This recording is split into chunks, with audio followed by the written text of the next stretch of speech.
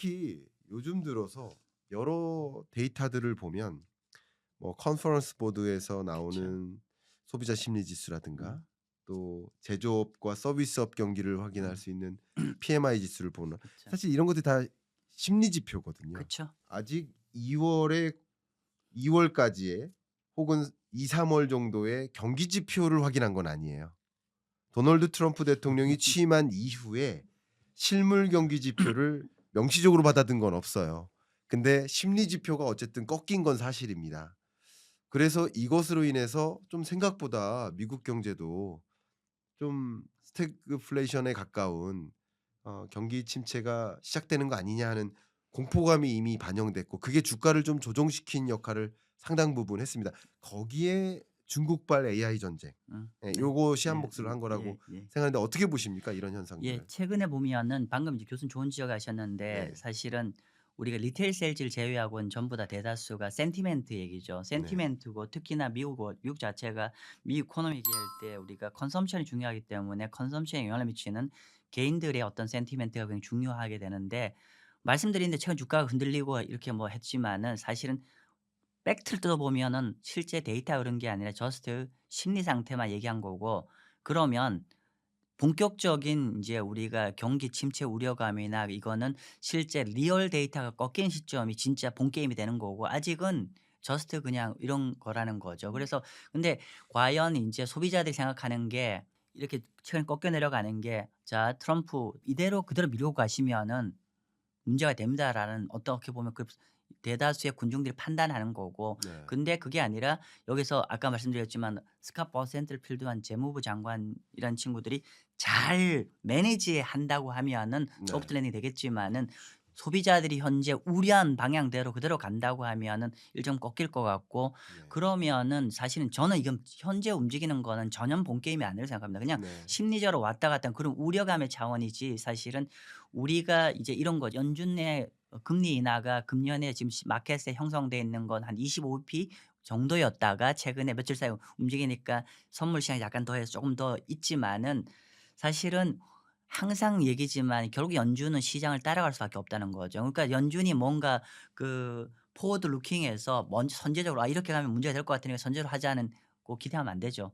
제가 이번에도 비슷할 것 같아요. 결과적으로 어떤 이런 인제 정책의 데이터가 뭐 예를 들면 노동이든 뭐든 간에 데이터가 안 좋게 나오면 그제서야 부랴부랴 내릴 개연성도 꽤 있는 거 아닌가. 네. 그러면은 사실은 시장은 그때 진짜로 지금 움직이는 거고 네. 최근에 있는 거는 그냥 어떻게 보면 표현이 그렇지만 워밍업 정도이지 않을까 싶습니다. 좋습니다. 자 그러면 이제 이 질문 드리고 싶어요. 또 채권 투자 네. 바이블의 저자이시고요. 네. 제가 고정 댓글 이렇게 상단에 안내를 드리겠습니다. 또 그런 관점에서 우리가 국채 금리의 향방을 보지 않을 수가 없습니다. 당연히 기반이 돼야 될 것 음. 같은데 국채 금리의 요즘 움직임 네. 어떻게 보고 있고 앞으로 또 어떻게 전망하시는지도 궁금합니다. 굉장히 어려운 주제죠. 네. 사실은 뭐 네. 어려운 주제인데 그냥 제 견해를 말씀드릴게요. 그러니까 네. 여기 우리 김광석 교수님 구독자분들 잘 아시겠지만 제 견해가 그냥 제 개인의 견해이기 때문에 이게 절대될 수 없지만은 단지 이제 제가 말씀드리고 싶은 건 뭐냐면은 몇 프로가 중요한 게 아니라 프레임워크를 좀 어떻게 그러니까 채권 금리를 어떤 관점에서 봐야 되는지를 좀 도움이 되시면 될 것 같다는 생각이 네. 들고요. 네. 자 볼게요. 일단은 최근에 두 가지 지표가 있어요. 일단은 물가는 높게 나오고 있어요. 네. 물가는 높게 나오고 있는데 어 우리가 통상적으로 물가가 높게 나오면은 보통 인제 이렇게 얘기하잖아요. 물가가 높게 나오면은 10년 만기 국채 금리도 같이 올라가는 게 정상이죠 보통. 왜냐하면 기대 인플레이션 연동돼서 이렇게 보는 게 판단이 원래 이게 교과서적인 얘기인데 어라? 근데 물가 데이터가 높게 나오고 사람들이 기대 인플레이션 높은데 오히려 금리가 최근에 시장 금리 10 년짜리를 얘기하는 겁니다. 10년 금리는 오히려 떨어지고 있어요. 네. 그러면 이게 어떤 프레임을 보셔야 되냐면 제가 한 두 가지 설명드릴게요. 먼저 물가를 그러니까 미국의 채권을 단기와 장기로 나눈다고 했을 때 단기를 우리가 대표 지수가 2년 만기 국채 금리입니다. 2년 국채 금리 같은 경우는 최근에 안 내리고 있어요. 그대로 있어요. 그러니까 2년 국채 금리는 뭐에 연동돼 있냐면은 미국의 FRB 금리에 연동이 돼 있어요. 근데 미국 FRB 금리가 지금 단기적으로 최근에 인제 연준에서 바라보는 건 현재 물가 그 우선순위를 보고 있기 때문에 당분간은 웨이트 앤 씨로 지켜보자는 거고 그래서 금리 인하를 당분간 못할 거란 얘기고 그러면 연준이 금리 인하를 못하고 스탑한다고 하면 당연히 단기 금리도 안 내려가는 거죠. 이건 설명이 되는데 문제는 자 우리가 제가 단기적으로 인플레이션 우려감이 있지만 중장기적으로는 경기 어떤 디플레이션 우려감이 있다고 했는데 시장도 똑같이 그렇게 생각하는 것 같아요. 뭐냐면은 결국은 이렇게 연준이 금리 인하를 브레이크를 안 풀면은 결국은 중장기적으로 미국 경제에 데미지가 더 많이 올 거라는 거죠. 그러니까 오늘 뭐 시간이 없어서 많은 말씀 못 드리지만 예를 들면 이런 거죠. 우리가 미국의 모기지 금리나 미국의 오토론이나 미국의 크레딧 카드 론이나 이런 모든 것들이 사실은 지금 영어로 딜링쿠언시 그러니까 뭐냐면은 연체율이 계속 올라가고 있어요. 데이터 월간 데이터를 보시면 계속 올라가고 있습니다. 그 계속 올라가는 이유는 뭐냐면은 이 해당되는 신용카드 대출 금리나 오토론 대출 금리나 모기지 금리나 이런 모든 금리가 계속 위에 있기 때문에 결국은 개인들이 계속 이제 버티다 지금 쓰러지는 국면이기 때문에 결론적으로 이런 문제를 해결하기 위해서는 기준금리가 되는 걸 풀어줘야 해결되는데 뭐 최근 어쨌건 간에 이 도널드 트럼프 정책 때문에 인플레이션이 당분간 좀 약간 더 이렇게 지속되기 때문에 결과적으로 브레이크를 풀어야 될 때를 못 푼다고 하면은 결국은 이렇게 되면은 결국 미국 경제에 부정적 영향이 더 커질 여지가 있는 거고 그러다 보니까 지금 시장에서는 단기 금리는 말 그대로 연준 금리에 민감하지만은 10년 국채 금리는 기본적으로 향후 경제에 대한 고민을 더 많이 하죠. 그러니까 연준의 정책 금리도 일정 부분 10년 국채에 영향을 미치지만 그보다 더 큰 거는 미국의 중장기 이코노미 아웃룩이 이거에 대해서 어떻게 될 건지에 대한 고민들을 더 많이 하는 거죠. 그러다 보니까 좀 표현이 그렇지만 어 인플레이션 전망은 단기에 영향을 미치는 거고 중장기적 경제 전망은 중장기 금리에 영향을 미치는데 네. 그래서 최근에 이제 금리가 좀 떨어지는데 인제 10년 국채 금리를 쪼개면 두 개로 쪼갤 수 있는데 하나는 실질 금리와 두 번째는 기대 인플레이션인데 요 두 가지의 부분을 좀 다시 쪼개 보면은 네. 최근에 보면은 전체 명목 금리 떨어졌는데 기대 인플레이션이 최근에 거의 안 떨어졌어요. 그대로 유지가 네. 되고 있는데 실질 금리가 떨어지고 있죠. 네. 실질 금리가 떨어진다는 거는 뭐냐면 그만큼 향후 미국 경제에 대한 어 투자자들의 우려감이 있는 거고 그리고 우리 구독자님들 한 말씀 좀 더 드릴게요. 네. 뭐냐면은 미국 국채 10 년짜리는 개인들이 결정짓는 게임이 아닙니다. 네. 그러니까 개인들이 뭐 이렇게 게임이 아니라 어떻게 보면 전 세계에서 가장 매크로에 정통한 글로벌 기관 투자가들이 가격을 좌우하는 시장이에요. 그렇죠. 그러면 기본적으로 국채 금리가 빠진다는 건 그만큼 글로벌 기관 투자자들이 보기에는 중장기적으로는 경제에 부담이 계속 있다는 거를 나오는 구도이기 때문에 네. 그렇게 최근에 어떤 물가가 좀 올라가는 우려감에도 불구하고 금리 내려가는 요인은 그럴 거고 앞으로 전망에 대해서는 참 쉽지 않은 얘기입니다. 무슨 말이냐면은 결국 도널드 트럼프의 행정부가 이거를 정책적으로 어떻게 구사하냐에 따라서 잘 하냐 아니면은 좀 우리가 일반 투자자들이 걱정하는 대로 그렇게 하면은 사실은 국채 금리가 더 내려갈 여지도 있죠. 그리고 또 하나는 지금 최근 금리가 내려가는 이유가 스캇 퍼센트를 시장이 너무 언더 에스티메이트 하는 것 같아요. 너무 과소평가하는 것 같아요. 네. 뭐냐면 스캇 퍼센트가 아주 클리어하게 얘기했어요. 뭐냐면은 "우리는 미국 10년 국채 금리를 낮게 유지하려고 한다."라고 했는데 시장에서 별로 안 믿었어요. 네. 근데 최근에 인제 지금 현재 도널드 트럼프 2 기의 어떤 그 정책의 재무부 쪽의 정책의 가장 귀결점은 뭐냐면은 시장 금리가 낮아야 모든 게 해소가 되기 때문에 우리가 일반적으로 아는 것보다는 미국 10 년만 만기 국채 금리를 잡아야 되는 더 확실한 명분이 있고 그러면 명분이 있다고 해서 단순히 그 금리를 내릴 방법이 있니? 물가가 있으면은 사실은 방법은 노는 재무 당국자 입장에서는 정책 카드는 꽤 많습니다. 그렇죠. 네. 예. 말씀해 주신 것처럼 참 이게 이 국채 금리가 결정되는 그 논리를 봤을 때 반드시 기준금리 혹은 물가만 가지고 판단하는 것이 그쵸. 아니라 여러 가지 요인들을 좀 믹스해서 국채 금리를 정말 마법처럼 결정되는 그런 논리를 좀 말씀해 주신 것 같아요. 제가 저희 채널 구독자분들께 네. 여러분들이 정말 거시경제 공부를 제대로 하시고 싶으시다. 그러면 제가 이렇게 말씀을 드리거든요. 음. 여러분이 스스로 연준 위원이라고 생각해 보시라. 좋네요. 예. 맞습니다. 여러분이 예. 스스로 한국은행 금통위 위원이라고 생각해 보세요. 여러분이 스스로 금리를 결정한다고 생각해 보세요. 그럼 지금 어떤 금리 수준이 맞을지를 결정하시고 그리고 또 예를 들어서 이번 FOMC 때는 이번 금통위 때는 금리를 어떻게 결정할 것인지를 전망해 보시고 그러니까 뭐가 맞는 금리고 그리고 그 전망도 해 보시고 그 전망이 맞았다면 혹은 틀렸다면 오답 정리를 해 보시고 그게 거시경제 공부하는 가장 좋은 방법이라 그쵸, 생각을 저는 그쵸. 예. 하고 예. 있거든요. 근데 지금은 또 국채 금리를 가지고 말씀 주셨는데 역시 인플레가 불안하다. 인플레가 불안하게 움직인다. 스티키하다.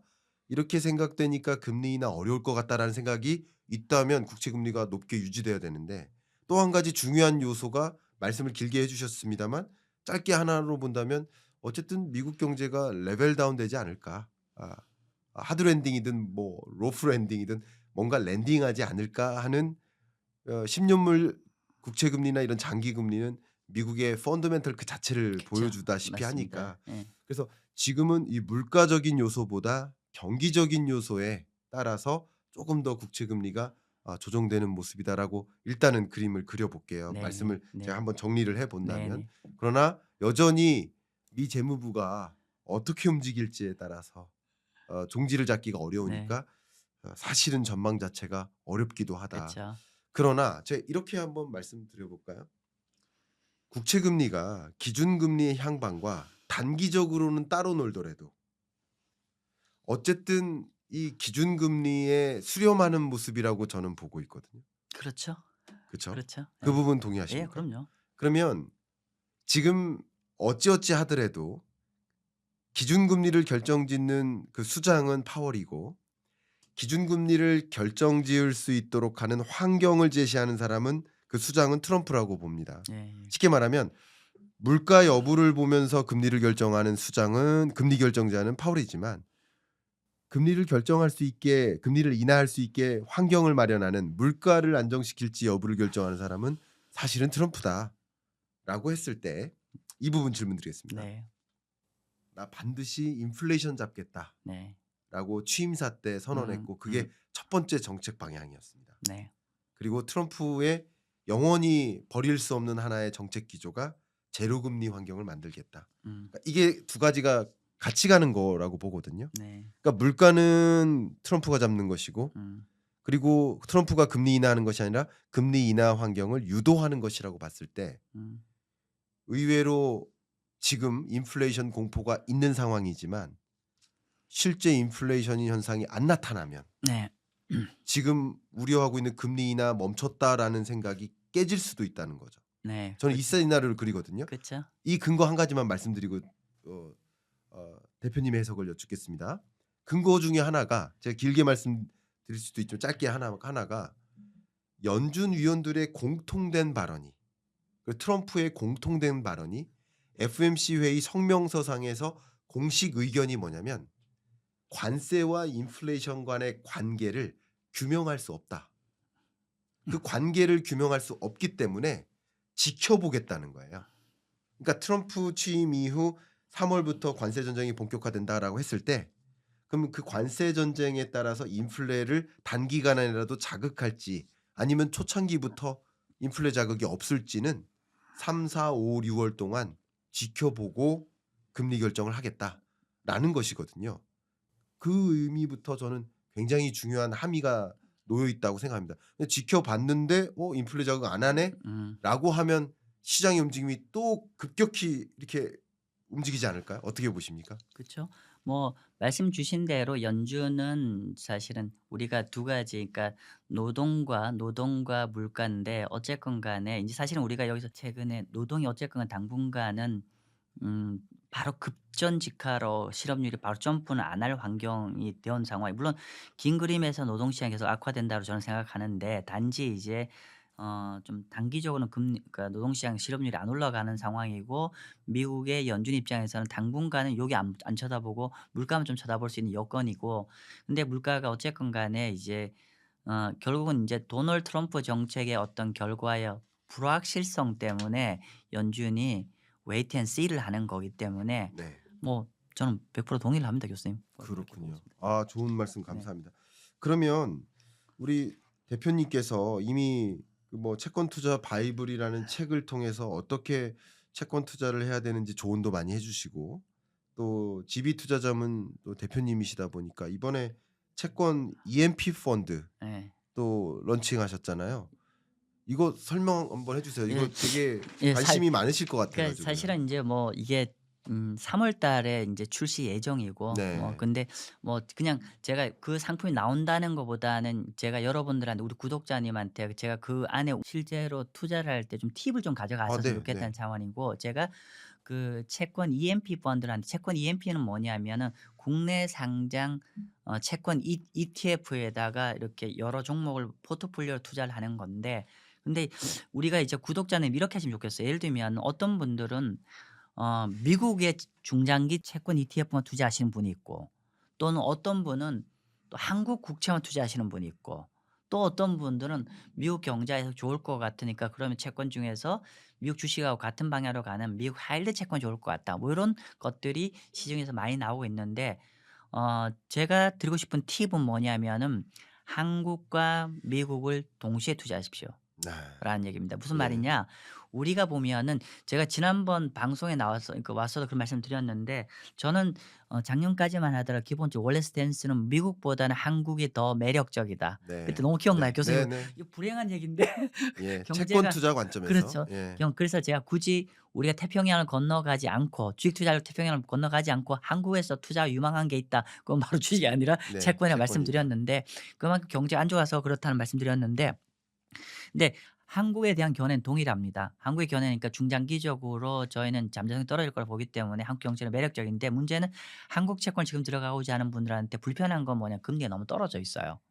그러니까 금리는 이자 수익이 너무 낮은 레벨인데 장기적 가격의 전망은 매력적인데 아무튼 금리 너무 낮다는 게 불편하고 반면 미국 같은 경우는 이자는 한 4% 중반이 나오는데 트럼프 정책이 어떻게 될지 모르겠어. 뭐 그래서 가격이 걱정되시는 네, 분들이 있지 않아요. 그러면은 이 두 가지의 한국과 미국의 장단점이 딱 보완적이거든요. 그래서 그 두 나라를 적절하게 잘 투자를 하면 좋은 투자 수익이 나올 수 있다는 그런 컨셉에서 이제 한국과 미국 국채를 동시에 투자하면서 저희가 저기 판단하는 뭐 그런 채권형 펀드를 이제 3월 달쯤 출시를 하게 되고요. 아 그렇군요. 네.